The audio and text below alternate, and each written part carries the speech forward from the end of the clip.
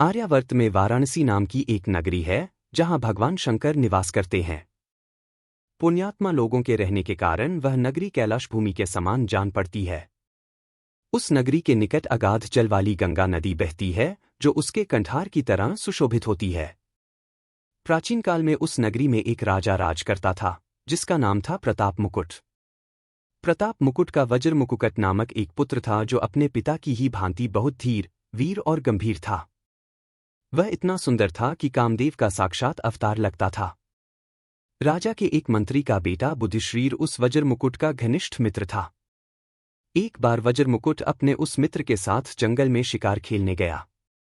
वहां घने जंगल के बीच उसे एक रमणीक सरोवर दिखाई दिया जिसमें बहुत से कमल के सुंदर सुंदर पुष्प खिले हुए थे। उसी समय अपनी कुछ सखियों सहित एक राजकन्या वहां आई और सरोवर में स्नान करने लगी। राजकन्या के सुंदर रूप को देखकर वज्र मुकुट उस पर मोहित हो गया। राजकन्या ने भी वज्र मुकुट को देख लिया था और वह भी पहली ही नजर में उसकी ओर आकृष्ट हो गई। राजकुमार वज्र मुकुट अभी उस राजकन्या के बारे में जानने के लिए सोच ही रहा था कि राजकन्या ने खेल खेल में ही उसकी ओर संकेत करके अपना नामधाम भी बता दिया। उसने एक कमल के पत्ते को लेकर कान में लगाया, दंतपत्र से देर तक दांतों को खुरचा, एक दूसरा कमल माथे पर तथा हाथ अपने हृदय पर रखा, किंतु राजकुमार ने उस समय उसके इशारों का मतलब न समझा। उसके बुद्धिमान मित्र बुद्धिश्रीर ने उन इशारों का मतलब समझ लिया था। आता मंद मंद मुस्कराता हुआ अपने मित्र की हालत देखता रहा जो उस राजकन्या के प्रेमबाण से आहत होकर राजकन्या और उसकी सखियों को वापस जाते देख रहा था। राजकुमार घर लौटा तो वह बहुत उदास था। उसकी दशा जलबिनमछली की भांति हो रही थी। जब से वह शिकार से लौटा था उस राजकन्या के वियोग में उसका खाना पीना छूट गया था। राजकुमारी की याद आते ही उसका मन उसे पाने के लिए बेचैन होने लगता था। एक दिन बुद्धिश्रीर ने राजकुमार से एकांत में इसका कारण पूछा। कारण जानकर उसने कहा कि उसका मिलना कठिन नहीं है। तब राजकुमार ने अधीरता से कहा, जिसका न तो नामधाम मालूम है और न जिसके कुल का ही कोई पता है, वह भला कैसे पाई जा सकती है? फिर तुम व्यर्थ ही मुझे भरोसा क्यों दिलाते हो? इस पर मंत्रीपुत्र बुद्धिश्रीर बोला, मित्र, उसने तुम्हें इशारों से जो कुछ बताया था, क्या उन्हें तुमने नहीं देखा? सुनो, उसने कानों पर उत्पल, कमल रखकर बताया कि वह राजा कर्णोत्तल के राज्य में रहती है। दांतों को खुरचकर यह संकेत दिया कि वह वहां के दंतवैद्य की कन्या है। अपने कान में कमल का पत्ता लगाकर उसने अपना नाम पद्मागति बताया और हृदय पर हाथ रखकर सूचित किया कि उसका हृदय तुम्हें अर्पित हो चुका है। कलिंग देश में कर्णात्तिल नाम का एक सुविख्यात राजा है। उसके दरबार में दंतवैद्य की पद्मावती नाम की एक कन्या है जो उसे प्राणों से भी अधिक प्यारी है। दंतवैद्य उस पर अपनी जान छिड़कता है। मंत्रीपुत्र ने आगे बताया, मित्र, ये सारी बातें मैंने लोगों के मुख से सुन रखी थीं, इसलिए मैंने उसके उन इशारों को समझ लिया जिससे उसने अपने देश आदि की सूचना दी थी। मंत्रीपुत्र के ऐसा कहने पर राजकुमार को बेहद संतोष हुआ। प्रिया का पता लगाने का उपाय मिल जाने के कारण वह प्रसन्न भी था। वह अपने मित्र के साथ अगले ही दिन आखेट का बहाना करके अपनी प्रिया से मिलने चल पड़ा। आधी राह में अपने घोड़े को वायुवेग से दौड़ाकर उसने अपने सैनिकों को पीछे छोड़ दिया और केवल मंत्रीपुत्र के साथ कलिक की ओर बढ़ चला। राजा कर्णोत्तिल के राज्य में पहुंचकर उसने दंतवैद्य की खोज की और उसका घर देख लिया। तब राजकुमार और मंत्रीपुत्र ने उसके घर के पास ही निवास करने के लिए एक वृद्ध स्त्री के मकान में प्रवेश किया। मंत्रीपुत्र ने घोड़ों को दाना पानी देकर उन्हें छिपाकर बांध दिया। फिर राजकुमार के सामने ही उसने वृद्धा से कहा, हे माता, क्या आप संग्रामवर्धन नाम के किसी दंतवैद्य को जानती हैं? यह सुनकर उस वृद्धा स्त्री ने आश्चर्यपूर्वक कहा, हाँ, मैं जानती हूँ। मैं उनकी धाय हूँ, लेकिन अधिक उम्र हो जाने के कारण अब उन्होंने मुझे अपनी बेटी पद्मावती की सेवा में लगा दिया है। किंतु वस्त्रों से ही न होने के कारण मैं सदा उसके पास नहीं जाती। मेरा बेट नालायक और जुआरी है। मेरे वस्त्र देखते ही वह उन्हें उठा ले जाता है। बुढ़िया के ऐसा कहने पर प्रसन्न होकर मंत्रीपुत्र ने अपने उत्तरीय आदि वस्त्र उसे देकर संतुष्ट किया। फिर वह बोला, तुम हमारी माता के समान हो। पुत्र समझकर हमारा एक कार्य गुप्त रूप से कर दो तो हम आपके बहुत आभारी रहेंगे। तुम इस दंतवैद्य की कन्या पद्मावती से जाकर कहो कि जिस राजकुमार को उसने सरोवर के किनारे देखा था वह यहाँ आया हुआ है। प्रेमवश उसने यह संदेश कहने के लिए तुम्हें वहां भेजा है। उपहार मिलने की आशा में वह बुढ़िया तुरंत ऐसा करने को तैयार हो गई। वह पद्मावती के पास पहुंची और वह संदेश पद्मावती को देकर शीघ्रता से लौट आई। पूछने पर उसने राजकुमार और मंत्रीपुत्र को बताया, मैंने जाकर तुम लोगों के आने की बात गुप्त रूप से उससे कही। सुनकर उसने मुझे बहुत बुरामला कहा और कपूर लगे अपने दोनों हाथों से मेरे दोनों गालों पर कई थप्पड़ मारे। मैं इस अपमान को सहन न कर सकी और दुखी होकर रोती हुई वहां से लौट आई। बेटे, स्वयं अपनी आंखों से देख लो, मेरे दोनों गालों पर अभी भी उसके द्वारा मारे गए थप्पड़ों के निशान मौजूद हैं। बुढ़िया द्वारा बताए जाने पर राजकुमार उदास हो गया, किंतु महाबुद्धिमान मंत्रीपुत्र नवेश से एकांत में कहा, तुम दुखी मत हो मित्र। पद्मावती ने बुढ़िया को फटकार कर कपूर से उजली अपनी 10 उंगलियों की छाप द्वारा तुम्हें ये बताने की कोशिश की है कि तुम शुक्ल पक्ष की 10 चांदनी रातों तक प्रतीक्षा करो। ये रातें मिलन के लिए उपयुक्त नहीं है। इस तरह राजकुमार को आश्वासन देकर मंत्रीपुत्र बाजार में गया और अपने पास का थोड़ा सा सोना बेच आया। उससे मिले धन से उसने बुढ़िया से उत्तम भोजन तैयार करवाया और उस वृद्धा का साथ ही भोजन किया। इस तरह 10 दिन बिताकर मंत्रीपुत्र ने उस सब उड़िया को फिर पद्मावती के पास भेज दिया। बुढ़िया उत्तम भोजन के लोभ में यह कार्य करने के लिए फिर से तैयार हो गई। बुढ़िया ने लौटकर उन्हें बताया, आज मैं यहां सजे आकर चुपचाप उसके पास खड़ी रही।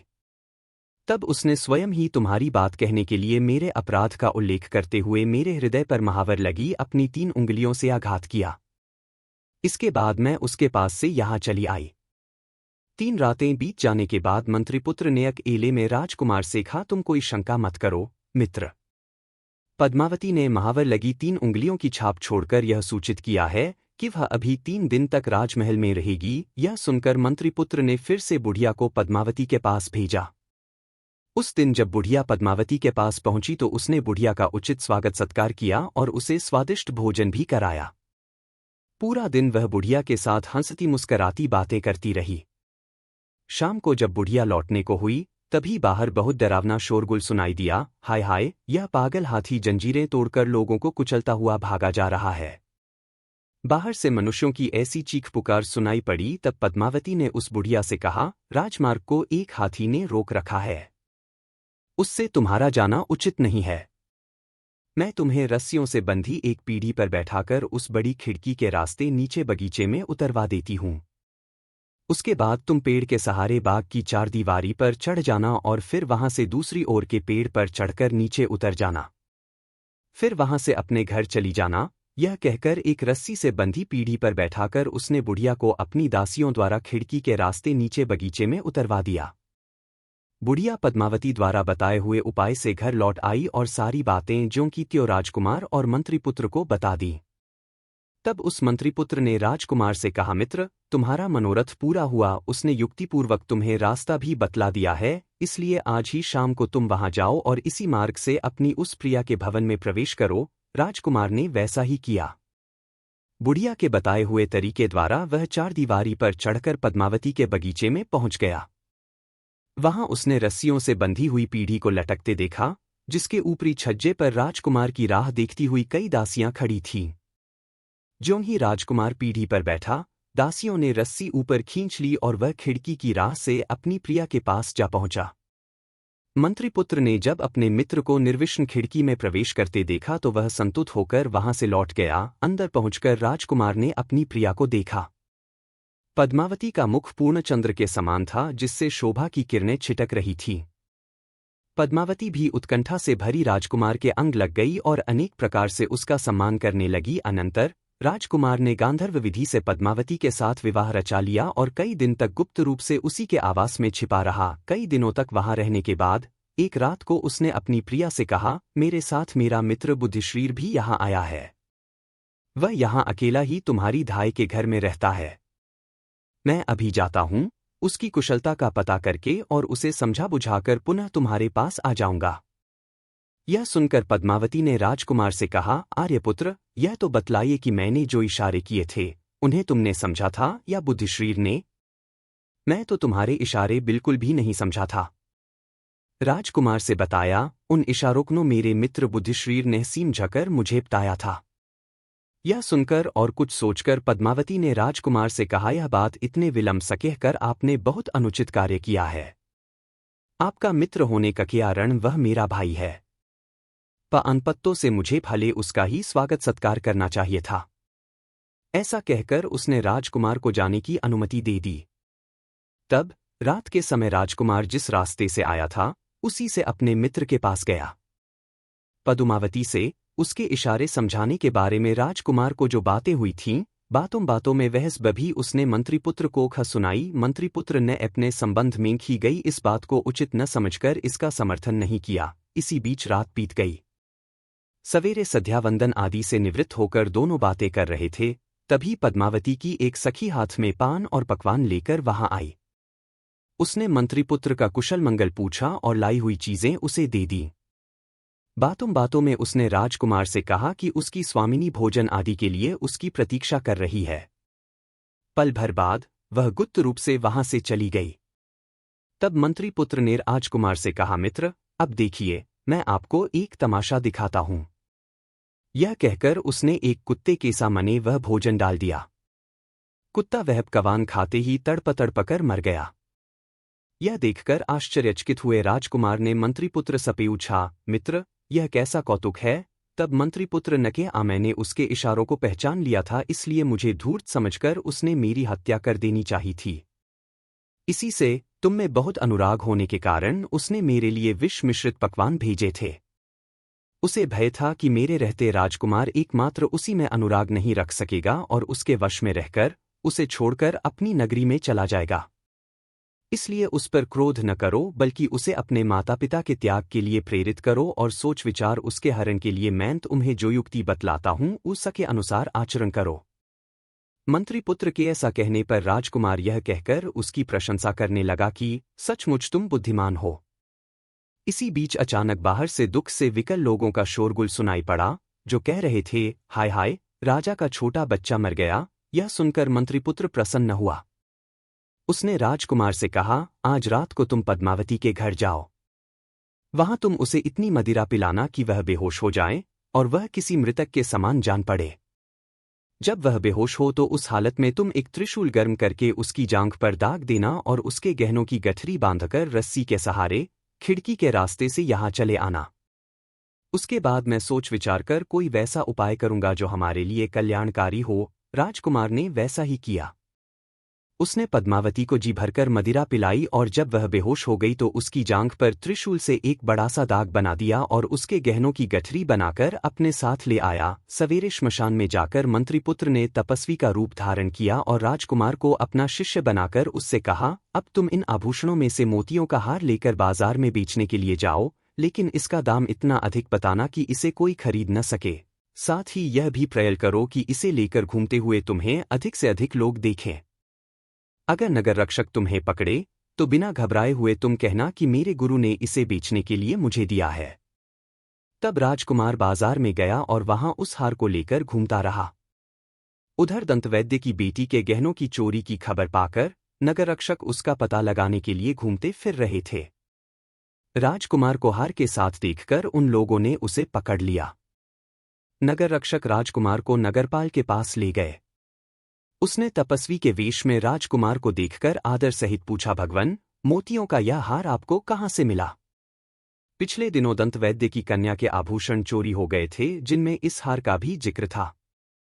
इस पर तपस्वी शिष्य बना राजकुमार बोला, इसे मेरे गुरु ने बेचने के लिए मुझे दिया है, आप उन्हीं से पूछ लीजिए। तब नगरपाल वहां आया तो तपस्वी रूपी मंत्रिपुत्र ने कहा, मैं तो तपस्वी हूं, सदा जंगलों में यहां वहां घूमता रहता हूं। संयोग से मैं पिछली रात इस श्मशान में आकर टिक गया था। यहां मैंने इधर उधर से आई हुई योगिनियों को देखा। उनमें से एक योगिनी राजपुत्र को ले आई और उसने उसका हृदय निकालकर भैरव को अर्पित कर दिया। मदिरा पीकर वह मायाविनी मतवाली हो गई और मुझे मुंह चिढ़ाकर मेरी उस रुद्राक्ष माला को लेने दौड़ी जिसके मनकों के साथ मैं तप कर रहा था। जब उसने मुझे बहुत तंग किया तो मुझे उस पर क्रोध आ गया। मैंने मंत्रबल से अग्नि जलाई और उसमें त्रिशूल तपाकर उसकी जंघा पर दाग दिया। उसी समय मैंने उसके गले से यह मोतियों का हार खींच लिया था। अब मैं ठहरा तपस्वी, यह हार मेरे किसी काम का नहीं है, इसलिए मैंने अपने शिष्य को इसे बेचने के लिए भेज दिया था। यह सुनकर नगरपाल राजा के पास पहुंचा और उसने राजा से सारा वृत्तांत कह सुनाया। राजा ने बात सुनकर उस मोतियों के हार को पहचान दिया। पहचानने का कारण यह था कि वह हार स्वयं राजा ने ही दंतवैद्य की बेटी को उपहार स्वरूप भेंट किया था। तब राजा ने अपनी एक विश्वासपात्र वृद्धा दासी को यह जांच करने के लिए दंतवैद्य के यहाँ भेजा कि वह पद्मावती के शरीर का परीक्षण कर यह पता करे कि उसकी जांघ पर त्रिशूल का चिन्ह है या नहीं। वृद्धा दासी ने जांच करके राजा को बताया कि उसने पद्मावती की जांघ पर वैसा ही एक दाग देखा है। इस पर राजा को विश्वास हो गया कि पद्मावती ही उसके बेटे को मारकर खा गई है। तब वह स्वयं तपस्वी वंशधारी मंत्रिपुत्र के पास गए और पूछा कि पद्मावती को क्या दंड दिया जाए। मंत्रिपुत्र के कहने पर राजा ने पद्मावती को नग्नावस्था में अपने राज्य से निर्वासित कर दिया। नग्न करके वन में निर्वासित कर दिए जाने पर भी पद्मावती ने आत्महत्या नहीं की। उसने सोचा कि मंत्रिपुत्र ने ही यह सब उपाय किया है। शाम होने पर तपस्वी का वेश त्याग कर राजकुमार और मंत्रिपुत्र घोड़ों पर सवार होकर वहां पहुंचे जहां पद्मावती शोकमग्न बैठी थी। वे उसे समझा बुझाकर घोड़े पर बैठाकर अपने देश ले गए। वहां राजकुमार उसके साथ सुखपूर्वक रहने लगा। बेताल ने इतनी कथा सुनाकर राजा विक्रमादित्य से पूछा, राजन, आप बुद्धिमानों में श्रेष्ठ हैं, अतः मुझे यह बताइए कि यदि राजा क्रोधवश उस समय पद्मावती को नगर निवसन का आदेश न देकर उसे मारने का आदेश दे देता अथवा पहचान लिए जाने पर वह राजकुमार का ही वध करवा देता तो इन पतिपली के वध का पाप किसे लगता?